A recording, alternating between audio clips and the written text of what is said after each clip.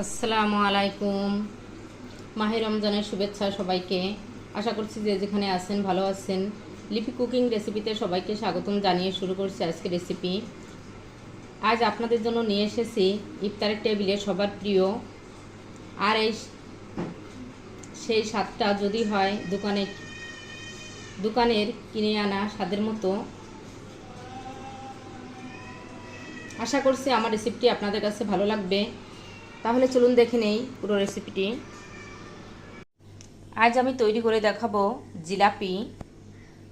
তো যে এখানে আমি ইনো দিয়ে জিলাপিটা তৈরি করব।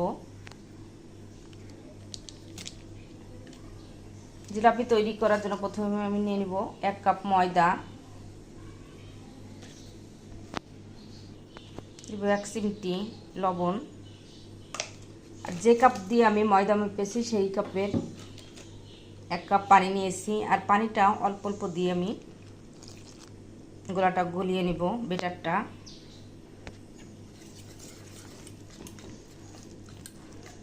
পানিটা একবারে দিলে বেশি হয়ে যেতে পারে, যেন অল্প অল্প পানি দিয়ে গুলিয়ে নিব।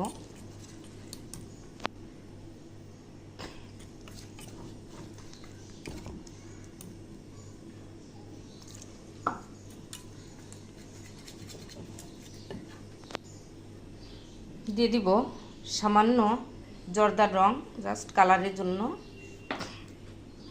1/4 চামচ দিয়েছি আমি জর্দার রং, কালারের জন্য দিয়েছি, আপনারা চাইলে নাও দিতে পারেন। এখন আমি দিয়ে দিব ইনো। তো এখানে 1 প্যাকেট ইনো নিয়েছি। আর ইনোটা দিলে আপনার টক দই, বেকিং পাউডার, বেকিং সোডা কিছুই লাগবে না। আমি ইনোটা দিয়ে গুলিয়ে নিব।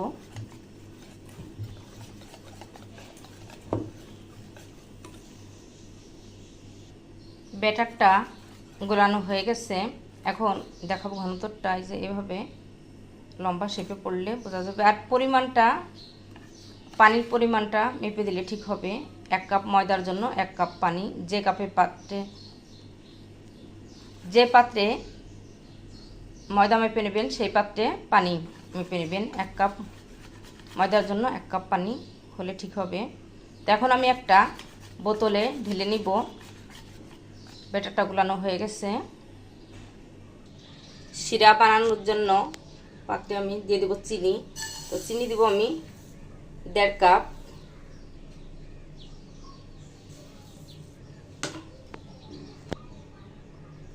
কাপ।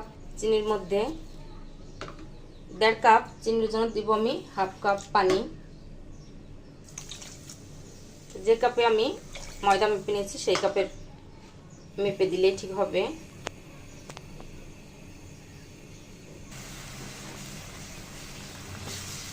তো বেশি জাল দিয়ে ঘন করা লাগবে না, জাস্ট চিনিটা গলে গেলে শিরাটা হয়ে যাবে। এখন দিব আমি একটা এলাচ,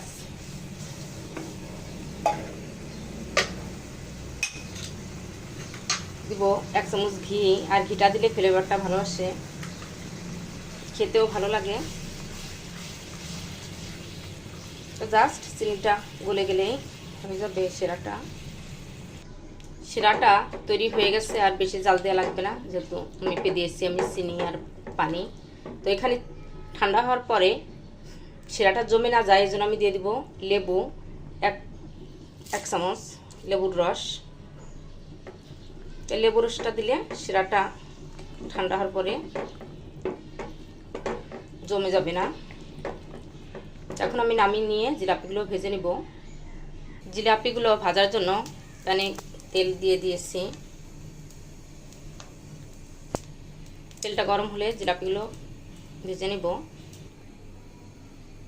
ব্যাটারটা আমি একটা পানির বোতলের মুখ ছিদ্র করে এরকম করে নিয়েছি, ভেজে নিব। তেলটা একটু ভালো করে গরম করে নিতে হবে। বিসমিল্লাহ।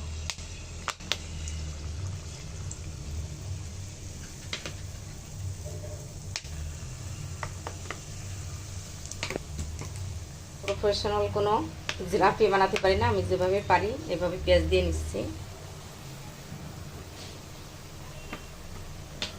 তো 1 পাশ হয়ে গেলে আমি আর 1 পাশ উল্টে দিব।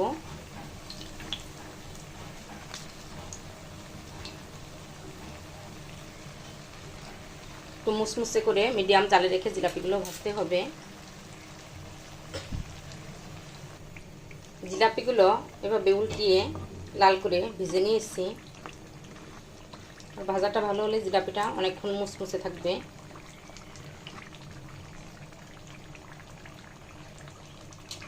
জিলাপিগুলো তুলে নিব।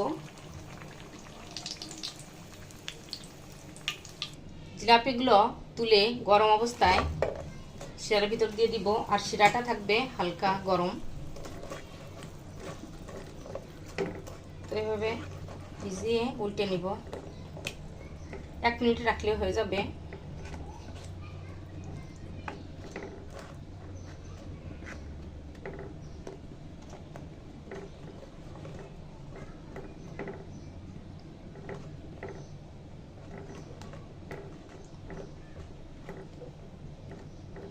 আর শিরাটা জিলাপির ভিতর ঢুকে গেলে বোঝা যায়, দেখতে পাচ্ছেন। তো আমি দুইবার উল্টিয়ে জিলাপিগুলো তুলে নিব। বেশিক্ষণ রাখা লাগবে না। এখন জিলাপিগুলো তুলে নিব। জিলাপিগুলো 1 মিনিট শিরায় ভিজিয়ে রেখে এখন তুলে নিব। একটা ছাঁকনিতে করে তুলে রসটা ঝরিয়ে নিব। রসটা ঝরিয়ে নিব। তোমার হয়ে গেল জিলাপি বানানো। তৈরি হয়ে গেল আমার জিলাপি। তো বাসায় আপনারা ট্রাই করবেন, আর কেমন হলো আমাকে কমেন্টস করে জানাবেন। আমার রেসিপিটি যদি আপনাদের ভালো লেগে থাকে, লাইক শেয়ার কমেন্টস করবেন। আপনাদের লাইক এবং কমেন্টস আমাকে অনেক উৎসাহ বাড়িয়ে দেয়। আর ভালো লাগলে ফ্যামিলি ফ্রেন্ডদের সাথে শেয়ার করবেন। আর আমার চ্যানেলটি যদি সাবস্ক্রাইব না করে থাকেন, এখনই করে ফেলুন। আমার ফেসবুক পেজটি ফলো করে লাইক দিয়ে সাথে থাকবেন। সবাই ভালো থাকবেন। নতুন নতুন রেসিপি নিয়ে আপনাদের সামনে হাজির হয়ে যাব। আর হ্যাঁ, আমার চ্যানেলটি যদি সাবস্ক্রাইব না করে থাকেন, এখনই করে ফেলুন। সবাই ভালো থাকবেন, আমাদের জন্য দোয়া করবেন। আল্লাহ হাফেজ।